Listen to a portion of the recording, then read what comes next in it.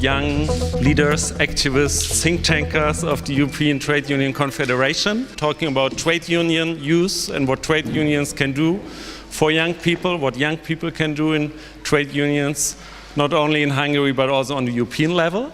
So I'm very happy that you all found the way to our place.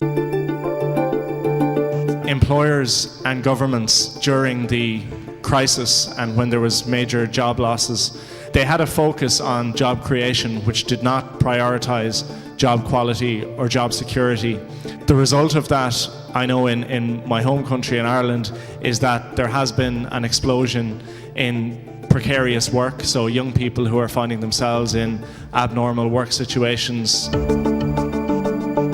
Young people are still in a very precarious situation in a lot of European countries, especially the southern countries are in a very bad situation when it comes to youth unemployment.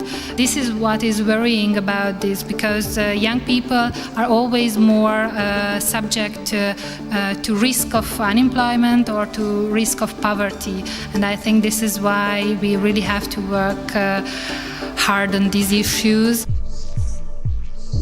The same tendencies that we see on the European level is also reflected in the Nordic countries. At the moment, we still see a crisis where the trade unions are not respected in the same way they used to be. So we're working very hard in terms of gaining more respect, and so young people have more difficulties entering the labor market. So definitely we have the same worries shared that across the European countries. We as unions, at least in the south, have quite a big problem to actually tackle. We have also lost some of the trust we've had with our members, but we look forward to better years to come. I mean, it's a work in progress. I personally see that we have a bright future. Depends on us and how friendly one can be, and relevant as well.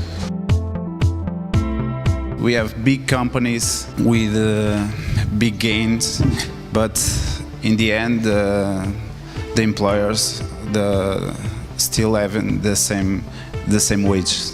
That is a fight we're still fighting.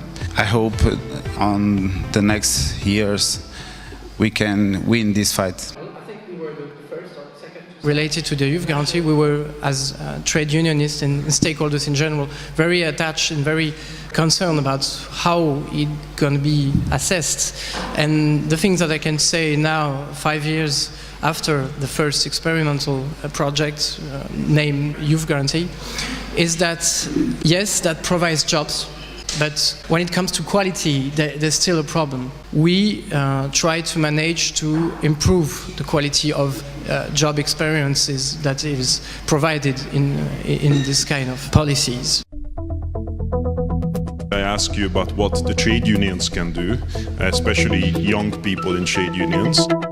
There's an important voice, the voice of the trade unions, who are always saying Germany gained a lot of Europe and it has to give back a lot of to Europe again. Problem we can only face by having better jobs in Italy and Greece again, because that's the only way they will stay there, and that's the only way where they can rebuild an economy there.